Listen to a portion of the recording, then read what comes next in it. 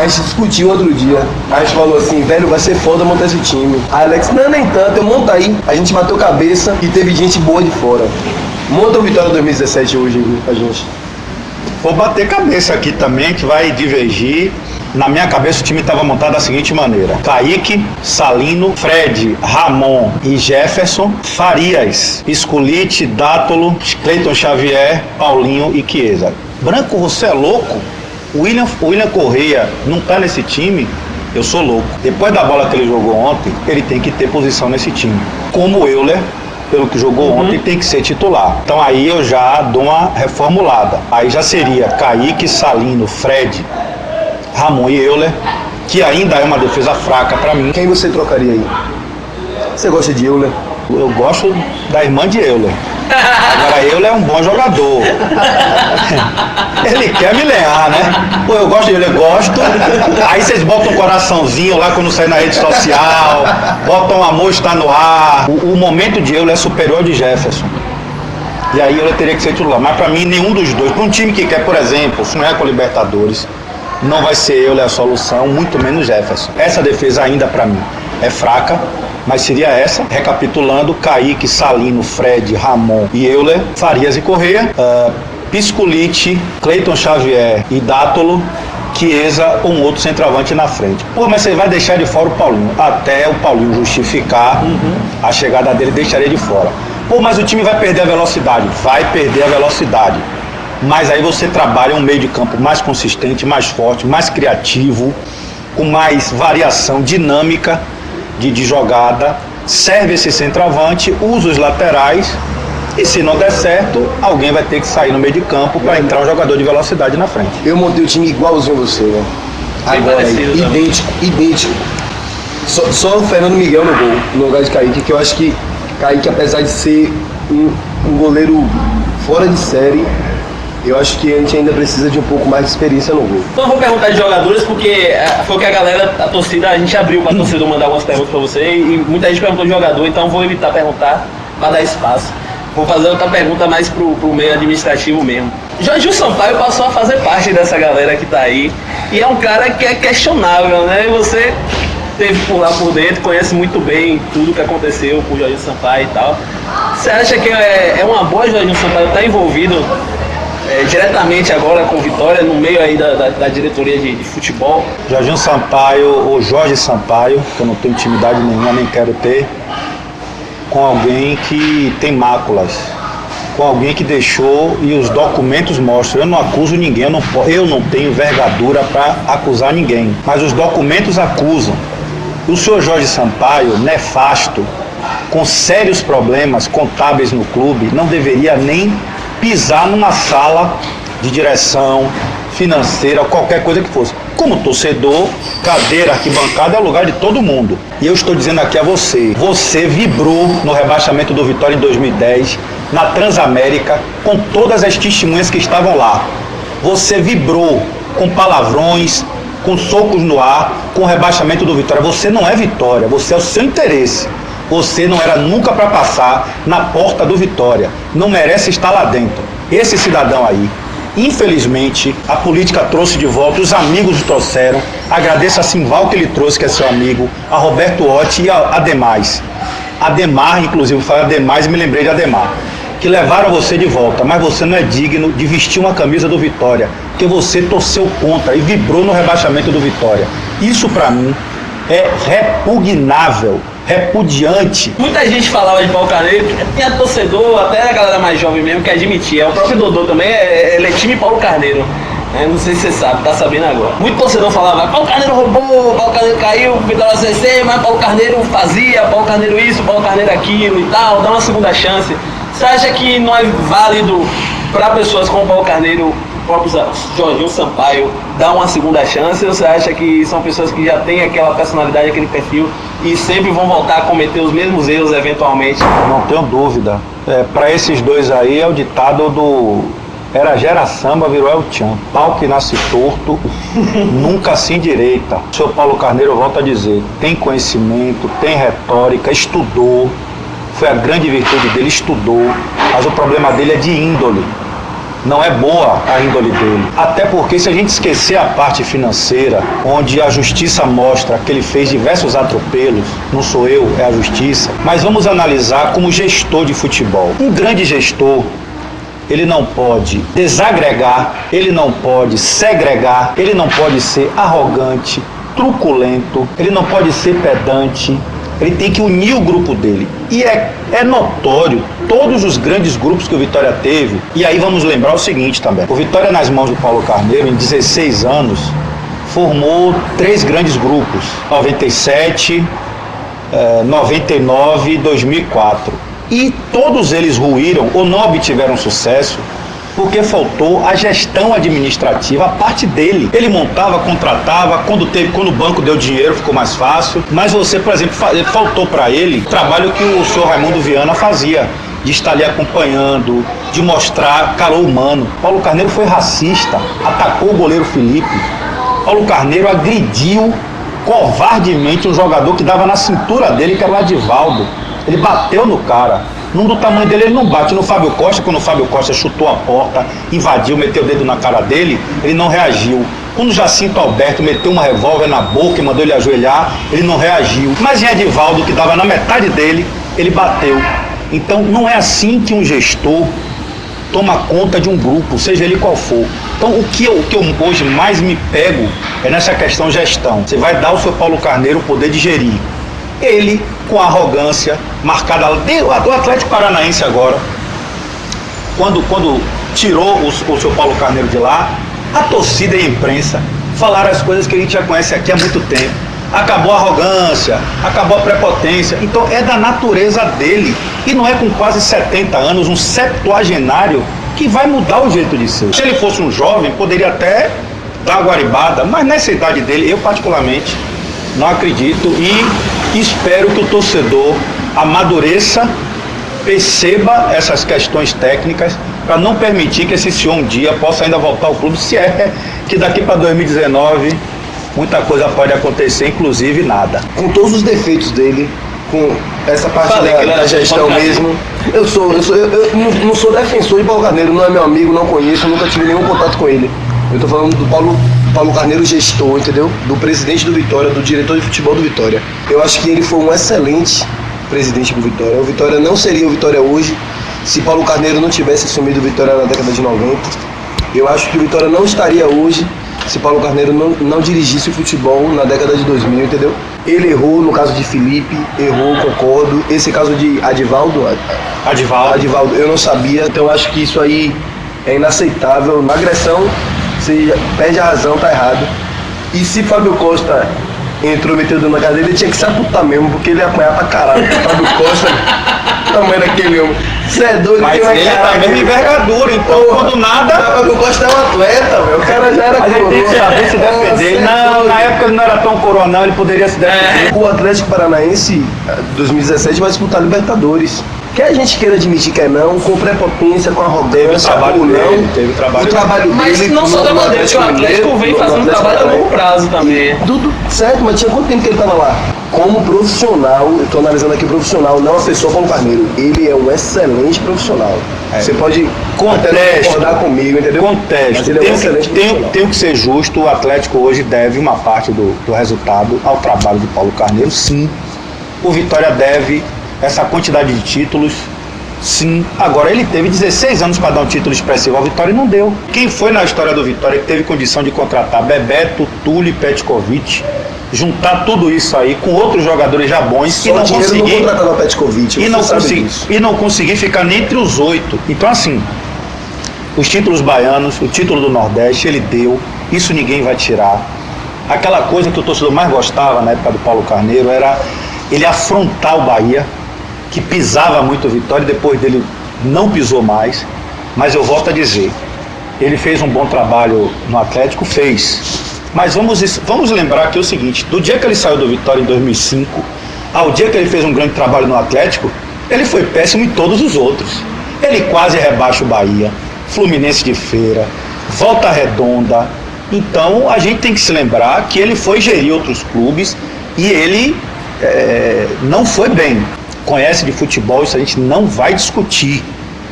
tem os títulos baianos aglomerados, a gente não vai discutir, as benfeitorias não vai discutir, mas tecnicamente, se você perguntar a qualquer profissional da área de gestão se o perfil de Paulo Carneiro é adequado para gerir grupos, o cara vai dizer que não é. Você vai dizer que ele é bom, eu contesto também essa parte, mas vamos até admitir que ele seja bom. Não dá o direito a ele de chegar num grupo e menosprezar, porque ele racha, e aí o jogador faz corpo mole, e aí você vê um time de 2004 quase ser campeão da Copa do Brasil e rebaixar o Vitória. Por que isso? Porque o jogador se rebela. O dirigente pau no jogador, o jogador abre perna e vai embora. Edilson entrou dando tiro na concentração. Edilson só jogava quando ele pagava. Então esse tipo de gestão acabou no futebol. Para não ser muito azedo, muito ácido, o senhor Paulo Carneiro teve o tempo dele, o senhor Jorge Sampaio teve o tempo dele, o senhor Alex Portela teve o tempo dele. Eu estou falando já dos amigos. O senhor Carlos Falcão teve o tempo dele. Acabou. O senhor Raimundo Viana teve o tempo dele. Acabou. Cada um tem que entender que passou a sua época. Agora é a época de Ivan de Almeida. Agora é a época de Ivan. E se Ivan não acertar, ou se acertar, passa a época do Ivan para chegar a época de outro. E é assim que tem que ser. O Vitória não pode mais ter um dirigente como o senhor Paulo Carneiro, de 16 anos, como o senhor Alex Portela, de 8 anos, porque você acaba entrando numa zona de conforto. É verdade. Você acaba sentindo dono. Então, o que é que eu acho hoje? Certamente o Estatuto vai aprovar isso. Uma gestão e mais uma. Tchau. Passa para outro, para a gente não entrar no círculo vicioso. Você acha que os dirigentes dos clubes da Bahia, não só o Vitória, mas também os clubes menores, o próprio Bahia, eles têm muitos aspectos ainda a melhorar, e quais aspectos você destacaria dentro deles? Deixa eu só esclarecer, eu falei círculo vicioso, né? E a gíria normalmente é ciclo, mas círculo de andar em círculo realmente. Bom, voltando à nossa pergunta, os dirigentes da Bahia, a começar do senhor Edinaldo Rodrigues, meu Deus do céu. Já era pra ter saído há muito tempo. O senhor Edinaldo Rodrigues não tem mais o que fazer na federação. Encostou o burro na sombra, está debaixo de um pé de mangabeira, mangaba cai, ele colhe e come. Acabou. Professor Edinaldo, acabou. O Campeonato Baiano precisa ser reestruturado, precisa. Eu não vou culpar só o presidente da federação. Os clubes brincam de fazer futebol. Os dirigentes entram na intenção de achar uma joia para negociar ou de comer a farratataiazinha que sai pro bolso desses caras. E aí até o Edinaldo busca uma cota de TV, um patrocínio, mas, como eu disse, o Edinaldo acomodado, sem concorrência, a imprensa toda, e aí eu vou usar uma gíria da galera, de vocês aí, ó, pagando pau para Edinaldo, quando teria que estar combatendo e sugerindo novos nomes. Tem gente querendo administrar o futebol baiano, tem gente com ideias mais frescas, com sangue no olho, querendo administrar. O declínio técnico hoje, ou a incapacidade de crescer, de desenvolver, passa pelo seu cabeça, que é o Edinaldo Rodrigues, e se espalha, se pulveriza por esses dirigentes amadores que ficam nos clubes do interior querendo barganhar algum detalhe, alguma coisa, e a politicagem, só isso. Fiz da torcida jovem, fui diretor da torcida, eu era para o torcedor entender mais ou menos o que Lucas Chapolin fez, e a minha homenagem a esse amigo que foi ceifado covardemente por 3 assassinos. O que Lucas Chapolin fez, inclusive fez parte da minha torcida, era um garoto na época, eu era o puxador da torcida jovem. E com muito orgulho fui o idealizador daquela história de puxar a faixa que ficava até o meio, atrás do gol, na Fonte Nova, de colar a faixa com a bambu. Era uma porradaria, mas se a gente não puxa aquela faixa e começa a mostrar que a torcida do Vitória estava crescendo, o torcedor não ia ter mais confiança. Então, modéstia à parte, foi nossa ideia, e nós, representando na época a torcida jovem, estávamos lá já na batalha. Vamos para a pergunta do torcedor aqui. Fabrício Oliveira prefere Carlos ou Rodrigão para vir pro Vitória? Os dois, são dois jogadores de características diferentes. O Carlos é mais de lado, o Carlos foi meia, que evoluiu para o ataque, o Rodrigão joga mais centralizado. Se pudesse trazer os dois, seria muito interessante, ia dar mais opção. João Lucas Soares, se você fosse dirigente do Vitória, quem você contrataria para ser o centroavante do time na temporada? Do que você vê de mercado aí, quem é um cara inclusive eu estava monitorando alguns jogadores para a nossa chapa lá, e me encantei muito por um jogador chamado Martin Cauteruccio. Esse jogador foi comercializado agora, foi para o México, Mas esse seria o centroavante se eu pudesse contratar. Bernardo Miller, qual a expectativa para o Vitória na temporada 2017? Ela falou um pouquinho aqui, né? Mas... Positiva, sendo bem resumido, positiva, porque o Vitória começou a montar uma base boa desde agora e qualquer aresta que precise ser aparada, dá para parar isso com mais calma durante o Brasileiro. A expectativa é bem positiva. Matheus Ledu Cavalcante perguntou aqui algo que a gente já tratou também, aquela treta entre você e Paulo Carneiro continua? Continua, eu tenho, pro torcedor saber, eu tenho um processo na justiça. Covardemente fui processado por um cara que me ameaçou de morte, né? E eu tenho essa ameaça guardada. Eu vou procurar respeitar porque ele já é um senhor quase que inválido, então eu vou passar por cima disso e esquecer essa coisa aí, mas continua. Ramon Soares, por que na maioria das vezes ele sempre acha que tem razão no que fala? Porque se eu achar que são os outros, eu perco a minha credibilidade. Quem vai confiar em mim se eu não achar que eu não tenho razão? Eu defendo as minhas teses com convicção, mas tenho toda a humildade do mundo de reconhecer quando não sei e quando estou fora do assunto, ou tendo alguém que domine e me contraponha. Mas normalmente defendo com muita firmeza as minhas teses. João Lucas Soares, Branco, o que você achou da entrada de Gemerson? Surpreendeu ontem no Surpreendeu, Barra, né? mas é muito cedo. A gente tem que ter muita paciência, calma. A cabeça desses garotos pode virar de uma hora para outra. Agora deixou uma luz positiva acesa. E quem sabe pode ser uma revelação rubro-negra. Fabrício Hermes pergunta aqui, cadê o camisa 9 que não chegou? Não, a mesma pergunta que já foi Estamos feita. procurando, viu, Você Fabrício? chegou a falar que Luiz Fabiano teria a possibilidade? Ventilou-se o nome realmente de Luiz Fabiano? Sem dúvida, negociou, os valores foram altos, o Vitória se assustou e recuou. Outras perguntas aqui, que eu peço desculpa à galera, foi perguntas que a gente acabou fazendo aqui durante o papo, então já tem tudo respondido aí. A gente faz um bate-bola aqui com os nossos convidados, que a gente dá duas opções. Léo, deixa eu começar porque as suas são quentes. Vá, comece. Faça 3, eu tenho 2. Eu tenho 4. Vá. Mídia paga ou rede social? Olha, a pergunta do cara, a gente vive da grana, né? Então eu gosto dos dois, hoje eu faço um trabalho voluntário, eu vou até ser político, rede social, porque eu estou na rede social, faço voluntariamente, então vou com minha rede para não desprezar meu povo, minha nação. Rádio ou TV? TV da fama, né? Mas rádio é a cachaça, rádio. Marinho, Neto Baiano.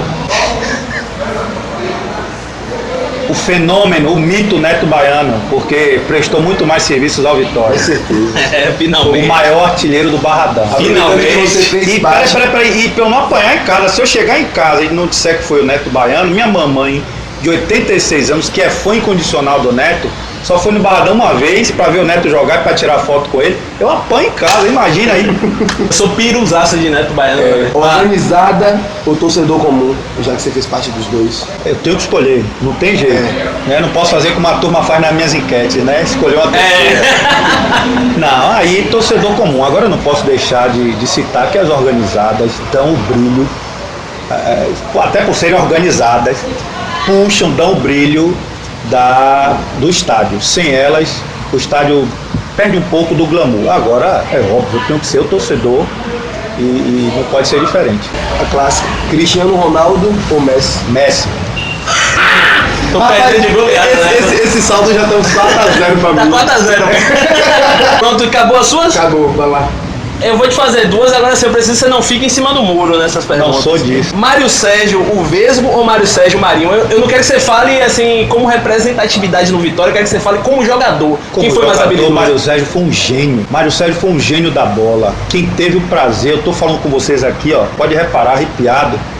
Primeiro e emocionado. Primeiro que o Mário nos deixou de uma maneira muito drástica.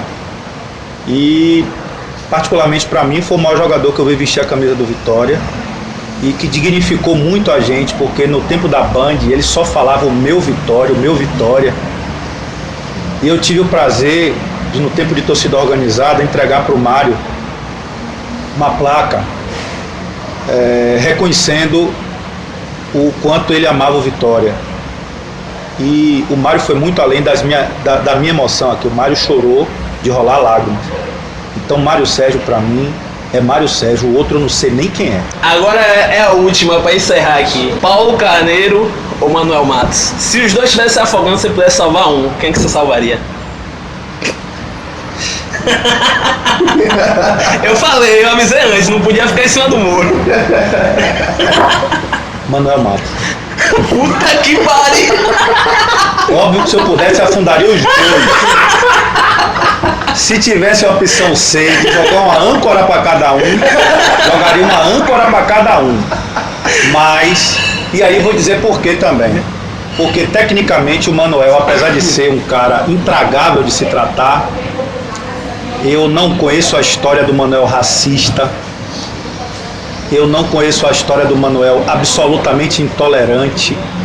O Manuel, ou ele não falava, ou ele dava uma patadinha. Paulo Carneiro não dava uma patada, né? Paulo Carneiro era uma bateria, era uma metralhadora ambulante de arrogância. Então, se eu tivesse que pesar entre os dois, se tivesse Satanás, eu escolheria até Satanás. Mas como não tem, aí a gente vai de Manuel Matos. Esse foi o Leão Talk Show 4 com o Branco Almeida. Branco, eu vou te pedir um favor também, aproveitar aqui. Polêmico e bem-humorado, né? A gente se preocupou com polêmica e ele falou coisas aqui que a gente até... Muito bom. Foi além da expectativa da gente. Acho que foi o melhor até agora. Sem dúvida. Vou te pedir a gentileza de colocar o link quando estiver pronto na sua linha de transmissão. Pedir pra galera aí que segue o Branco Almeida, que não conhece o canal do Leão, para se inscrever aqui no canal da gente. A gente tá caminhando aí para 4.000 seguidores. E agradecer mais uma vez a você por tudo que você falou aqui, por ser jogo aberto, né? Porque alguns preferem ser politicamente corretos e deixarem umas coisas passar, mas você falou tudo que tinha para falar mesmo. E espero uma próxima oportunidade de trazer você aqui de novo para perguntar outras coisas que não deram para perguntar hoje por força do tempo, pro vídeo não ficar longo e chato também para quem vai assistir. Eu queria agradecer humildemente. Eu não tenho, que fique bem claro para o torcedor, eu não tenho essa notoriedade toda que as pessoas colocam. Eu sou um torcedor, eu sou um cidadão comum, mas agradeço muito a vocês, porque vocês estão me colocando numa condição que talvez nem seja a minha. Muito obrigado. Porque você é humilde pra caralho, mas não. Você é notório sim, você é um profissional do caralho e você faz um trabalho muito importante pro torcedor do Vitória. Eu agradeço, eu não estou aqui com falsa modéstia, procuro ser sincero e vamos fazer um desafio aqui então, vamos fazer uma brincadeira bacana. Eu não sei quantas visualizações os outros programas tiveram. Vamos quebrar o recorde. Vamos com o Branco Almeida, a turma da minha linha de transmissão, do meu Facebook, vocês que estão me conhecendo agora, vamos quebrar esse recorde aí pra dar uma moralzinha pro peão. O peão no meio, imagina aí, Chamusca teve aqui, Reinaldo Oliveira, repórter, teve aqui. Pô, Branco Almeida, o peãozinho vai chegar no meio dos caras e quebrar. Então vamos lá. Obrigado a todos, valeu pela atenção, um abraço, saudações rubro-negras. Valeu, galera. Até a próxima do canal aí, tamo junto. Foi de fuder mesmo. Foi o melhor. Esse cara é maluco. O de Chamusca foi o mais... Que pariu, você me faz uma pergunta